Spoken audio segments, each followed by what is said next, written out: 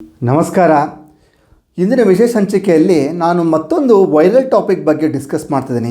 ಅದೇನಪ್ಪ ಅಂತಂದರೆ, ಸುಮಾರು ಸೋಷಿಯಲ್ ಮೀಡಿಯಾದಲ್ಲಿ ರನ್ ಆಗ್ತಾ ಇರೋದು ದಳಪತಿ ವಿಜಯ್ ಅವರ ಒಂದು ಭವಿಷ್ಯವಾಣಿ. ಮುಂದೆ ಅವರು 5 ವರ್ಷ ಸಿ ಎಮ್ ಆಗಿರ್ತಾರೆ, 10 ವರ್ಷ ಸಿ ಎಮ್ ಆಗಿರ್ತಾರೆ.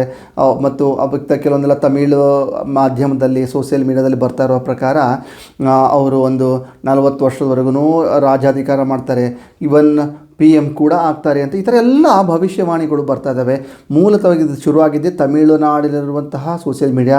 ಅಲ್ಲಿಂದಿನ ಜನಗಳು ಕಾಪಿ ಮಾಡಿಕೊಂಡು ಬೇರೆ ತೆಲುಗು, ಮಲಯಾಳಂ, ಬೇರೆ ಬೇರೆ ಒಂದು ಯೂಟ್ಯೂಬಲ್ಲಿ ಪ್ರಚಾರ ಮಾಡ್ತಾ ಇದ್ದಾರೆ. ಸೊ ಹೀಗಾಗಿ ಸದರ್ನ್ ಇಂಡಿಯಾದಲ್ಲಿ ಇದು ತುಂಬಾ ವೈರಲ್ ಆಗಿದೆ. ಸೊ ಆ ಟಾಪಿಕ್ಕನ್ನು ಎತ್ಕೊಂಡು ಮತ್ತೆ ಇವಾಗ ನಾನು ವಿಜಯ್ ದಳಪತಿಯವ್ರ ಬಗ್ಗೆ ಒಂದು ವಿಶ್ಲೇಷಣೆ ಕೊಡ್ತಾ ಇದ್ದೀನಿ.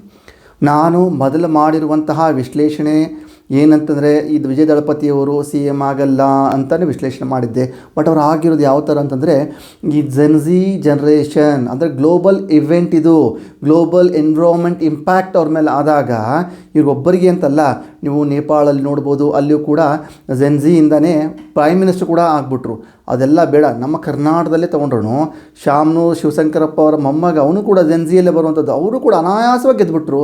ಅದಲ್ಲದೆ ನಮ್ಮ SY ಮೇಟಿ ಅವರ ಮಗ ಕೂಡ ಈ ಜೆನ್ಝಿ ಒಂದು ವೈಬ್ರೇಷನಿಂದನೇ ತಕ್ಷಣಕ್ಕೆ ಅವರು ಕೂಡ ಗೆದ್ದರು. ಒಂದೇ ಸಾರಿ ನಿಂತ್ಕೊಂಡು ಯಾರಿಗೂ ಊಹೆ ಮಾಡದಿರೋ ಹಾಗೆ ಗೆದ್ದುಬಿಟ್ರು. ಸೊ ಇದು ವಿಜಯ್ ದಳಪತಿಯ ಒಂದು ಹಾರೋಸ್ಕೋಪ್ ಪ್ರಕಾರ ಅಲ್ಲ, ಇದೊಂದು ಗ್ಲೋಬಲ್ ಇಂಪ್ಯಾಕ್ಟ್. ಅಂದರೆ ಪ್ರತಿ ವರ್ಷ ಅಂದರೆ ಹೇಗಿರುತ್ತೆ ಅಂದರೆ, ಎವ್ರಿ 10 ಇಯರ್ಸಲ್ಲಿ ಸೈಕಲ್ ಚೇಂಜ್ ಆಗ್ತಾನೆ ಇರುತ್ತೆ. ಅದೊಂದು trending environment, trending planets position ಬಿದ್ದಾಗ ಇದು ಗ್ಲೋಬಲ್ ಆಗಿ ಬ್ರಹ್ಮಾಂಡಕ್ಕೆ ಎಫೆಕ್ಟ್ ಆಗುವಂಥದ್ದು. ಇದು ಲೈಫ್ ಲಾಂಗಲ್ಲಿರಲ್ಲ, ಎಲ್ಲಿವರೆಗೂ ಆ ಗ್ರಹದ ಎಫೆಕ್ಟ್ ಇರುತ್ತೋ ಅಲ್ಲಿವರೆಗೂ ಈ ಥರ ಎಫೆಕ್ಟ್ ಇರುವಂಥ ಸಾಧ್ಯತೆ ಇದೆ. ಸೊ ನಾನೊಂದು ಮಾಡಿರೋದು ಎನಲೈಸ್ ಪ್ರಕಾರ, ಈ ಒಂದು ವಿಜಯ್ ದಳಪತಿಯ ಒಂದು ರಾಜಾಧಿಕಾರ, ಈ ಥರ ಏನು CM ಆಗಿ ಓಡ್ತಿದ್ದಾರೋ ಇವೆಲ್ಲವೂ ಕೂಡ ಆಗಸ್ಟ್ 20, 2026 ಅಂದರೆ ಇದೇ ವರ್ಷ ಆಗಸ್ಟ್ 20ರವರೆಗೂ ಈ ಯೋಗ ನನಗೆ ಕಾಣಿಸ್ತಾ ಇದೆ. ಅದಾದ ನಂತರ ಮುಂದೆ ಕಾಣಿಸ್ತಾ ಇರೋದೇ ಬ್ಲರ್ ಅಂದರೆ ಯಾವ ಥರ ಆಗ್ಬೋದು, ಏನೋ ಒಂದು ಇನ್ಸಿಡೆಂಟ್ ಆಗ್ಬೋದು, ಅಥವಾ ಸರ್ಕಾರ ಪತನ ಆಗ್ಬೋದು, ಅಥವಾ ರಾಜ್ಯಪಾಲರ ಆಡಳಿತ ಬರ್ಬೋದು, ಅಥವಾ ಏನೋ ಒಂದು ಕಾಂಪ್ಲಿಕೇಟೆಡ್, ಅದು ಕ್ಲಿಯರಿಟಿಯಾಗಿ ನಮ್ಗೆ ಕಾಣಿಸ್ತಾ ಇಲ್ಲ. 2027 ಆಗಸ್ಟ್ 20 ನಂತರ ನಮಗೆ ಅದು ಕ್ಲಾರಿಟಿ ಗೊತ್ತಾಗುತ್ತೆ. ಸೊ ನಾನು ಒಂದು ಖಚಿತ ಹೇಳ್ಬೋದು, 2026 ಇದೇ ವರ್ಷ ಆಗಸ್ಟ್ 20ರವರೆಗೂ ಅವ್ರ ರಾಜಭಾರ ಇರುತ್ತೆ ಅಂತ ಹೇಳ್ಬೋದು.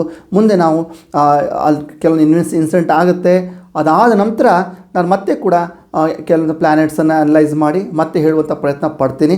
ಸೊ ಈಗ ಇವರಿಗಿರೋ ಪ್ರಸ್ತುತವಾಗಿರೋದೇ ಈ ಆಗಸ್ಟ್ 20ರವರೆಗೂ ಈ ರಾಜ್ಯಾಧಿಕಾರ ಇದೆ.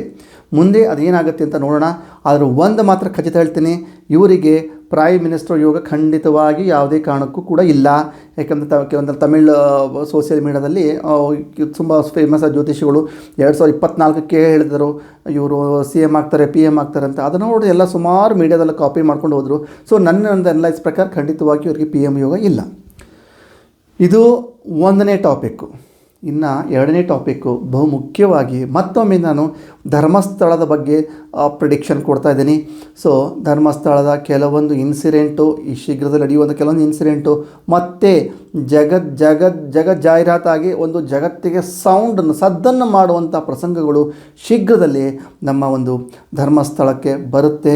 ಸೊ ಹಾಗಾಗಿ ಧರ್ಮಸ್ಥಳದ ಪೂಜ್ಯ ಶ್ರೀ ಧರ್ಮಸ್ಥಳದ ವೀರೇಂದ್ರ ಹೆಗಡೆಯವರು ಕೂಡ ಬರಲಿರುವಂತಹ ದಿನಗಳು ಸ್ವಲ್ಪ ಜಾಗೃತವಾಗಿರಬೇಕು. ಸೊ ಮತ್ತೆ ಒಂದು ವಿಷಯ ಇಡೀ ಒಂದು ದೇಶಾದ್ಯಂತ ಈ ವಿಷಯ ಧರ್ಮಸ್ಥಳದ ಬಗ್ಗೆ ವಿಷಯ ಸದ್ದು ಮಾಡುತ್ತೆ. ಸೊ ಈ ಒಂದು 2 ವಿಶ್ಲೇಷಣೆಗಳು ನಾನು ಈ ಒಂದು ಸಂಚಿಕೆಯಲ್ಲಿ ತೊಗೊಂಡು ಬಂದಂಥದ್ದು. ಸೊ ಮುಂದಿನ ಸಂಚಿಕೆಯಲ್ಲಿ ಮತ್ತೆ ಯಾವುದೋ ವೈರಲ್ ಆಗೋ ಟಾಪಿಕನ್ನು ಎತ್ಕೊಂಡ್ಬಂದುಬಿಟ್ಟು ಮತ್ತೆ ಪ್ರಿಡಿಕ್ಷನ್ ಕೊಡ್ತೀನಿ. ಇಷ್ಟು ಹೇಳ್ತಾ ಇವತ್ತಿನ ಸಂಚಿಕೆಗೆ ಅಲ್ಪ ವಿರಾಮ ಮಾಡ್ತಿದ್ದೀನಿ. ಸರ್ವೇ ಜನಾಃ ಸುಖಿನೋ ಭವಂತು.